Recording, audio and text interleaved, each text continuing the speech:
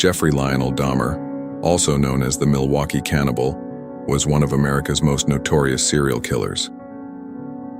Born on May 21, 1960, in West Allis, Wisconsin, Dahmer's heinous crimes shocked the world, leaving an indelible mark on criminal history.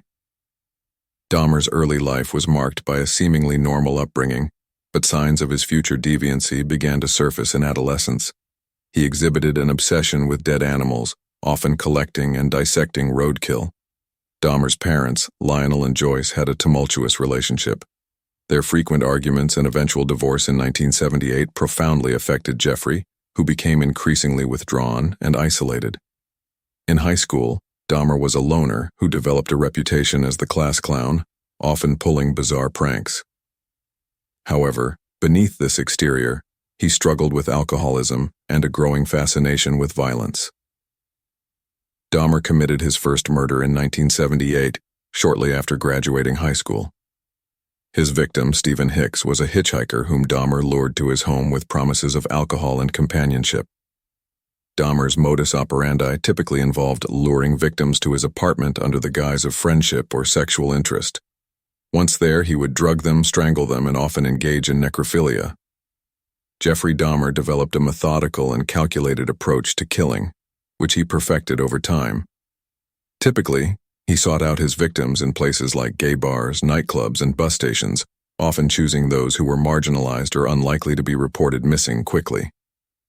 Dahmer would lure his victims with offers of money, alcohol, or the promise of a photo shoot, presenting himself as friendly and unthreatening. Once he had them in his apartment, he would serve them drinks laced with sedatives to incapacitate them. After rendering them unconscious, Dahmer would strangle his victims with a rope or his bare hands, ensuring their death with cold precision. In many cases, Dahmer dismembered the bodies, carefully separating flesh from bone. He photographed his victims during various stages of their deaths and dismemberment, which he later admitted was part of his effort to relive the killings. His methods evolved to include necrophilia, preservation of body parts, and even cannibalism, all driven by his desire for control and a twisted attempt to make his victims a permanent part of him. After a hiatus following his first murder, Dahmer resumed killing in 1987. Over the next several years, he murdered 16 more men, most of whom were young, gay, and of minority backgrounds. Dahmer's apartment at 213 Oxford Apartments in Milwaukee became the scene of his most gruesome crimes. It was here that he stored body parts, photographed victims, and committed acts of cannibalism. Dahmer admitted to engaging in necrophilic acts with many of his victims and consuming parts of their bodies. He later explained that cannibalism made him feel as though his victims became a permanent part of him. To prolong his connection to his victims, Dahmer kept trophies such as skulls, bones, and even preserved organs. These macabre relics were later discovered by police in his apartment. Dahmer targeted young men, often from marginalized communities. His victims ranged in age from 14 to 31, and many were lured to their deaths through promises of money or companionship. Alcohol played a significant role in Dahmer's crimes. He often used it to incapacitate his victims and as a means of coping with his actions. Despite several interactions with law enforcement, Dahmer managed to evade capture for years. In one infamous incident, officers returned a 14-year-old victim, Conorak Synthesomphone, to Dahmer after dismissing concerns raised by bystanders. Dahmer was finally arrested on July 22, 1991, when one of his intended victims, Tracy Edwards, escaped from his apartment and flagged down police. Jeffrey Dahmer's killing spree came to an abrupt end on July 22, 1991, when Tracy Edwards, a 32-year-old man, escaped from Dahmer's apartment and flagged down 2 Milwaukee police officers. Edwards had been lured to Dahmer's home under the pretense of a photo shoot.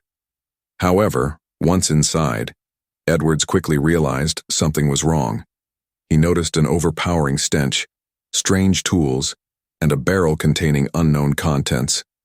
Dahmer tried to handcuff him, but Edwards managed to partially evade restraint and keep calm. After Dahmer became momentarily distracted, Edwards struck him and fled the apartment. Upon encountering the police, Edwards led them back to Dahmer's residence, where they were met with a scene of unimaginable horror. Inside, the officers discovered photographs of dismembered bodies, severed heads in the refrigerator, and human remains stored in various containers. The discovery immediately led to Dahmer's arrest, and his calm demeanor during the initial confrontation with law enforcement only added to the chilling nature of the case. This pivotal moment not only marked the end of Dahmer's crimes, but also exposed the systemic failures that had allowed him to evade capture for so long. When police entered Dahmer's apartment, they found photographs of dismembered bodies, severed heads, and other horrifying evidence. The discovery shocked even seasoned investigators. Following his arrest, Dahmer confessed to 17 murders in chilling detail. He spoke candidly about his methods, motives, and the psychological forces that drove his crimes. Experts diagnosed Dahmer with multiple psychological disorders, including borderline personality disorder and schizotypal personality disorder. However, he was ultimately deemed legally sane. The revelation of Dahmer's crimes sent shockwaves through the public. Families of victims were devastated, while the LGBTQ+ and minority communities criticized the systemic failures that allowed Dahmer to operate undetected. Dahmer's trial began in January 1992.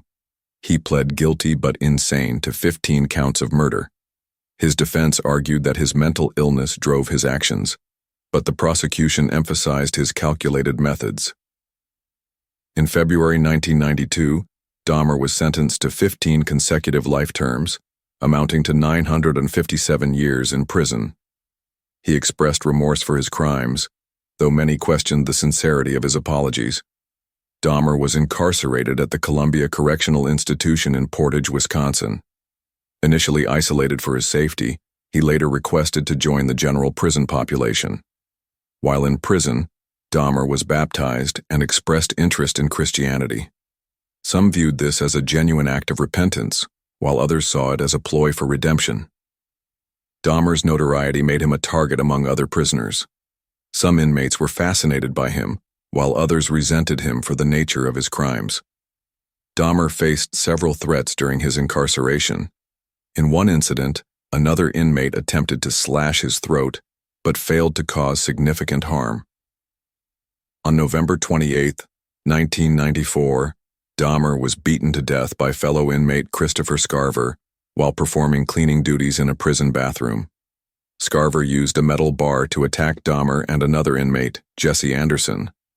Dahmer died from severe head trauma, marking the violent end of his life. Scarver later claimed that he killed Dahmer because of the nature of his crimes and his perceived lack of remorse. He also cited divine inspiration for his actions. Dahmer's death elicited mixed reactions. While some felt justice had been served, others lamented the loss of an opportunity to further study his psyche. For the families of Dahmer's victims, his death brought a mix of relief and unresolved pain. Many continued to grapple with the loss of their loved ones. The Dahmer case has inspired numerous books, documentaries, and dramatizations, reflecting society's macabre fascination with his crimes. Dahmer's story has become a symbol of systemic failures, including racism, homophobia, and police negligence, which allowed him to target vulnerable communities. The Jeffrey Dahmer case is often cited as a seminal example in the true crime genre, influencing countless works exploring the minds of serial killers.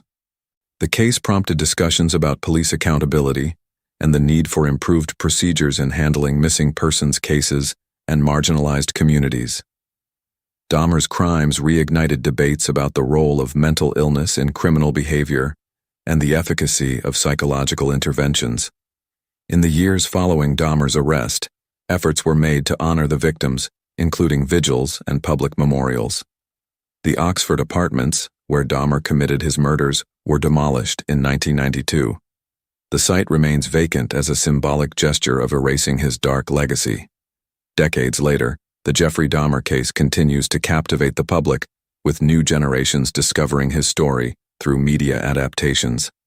The commercialization of Dahmer's story raises ethical questions about profiting from true crime and respecting the memories of victims.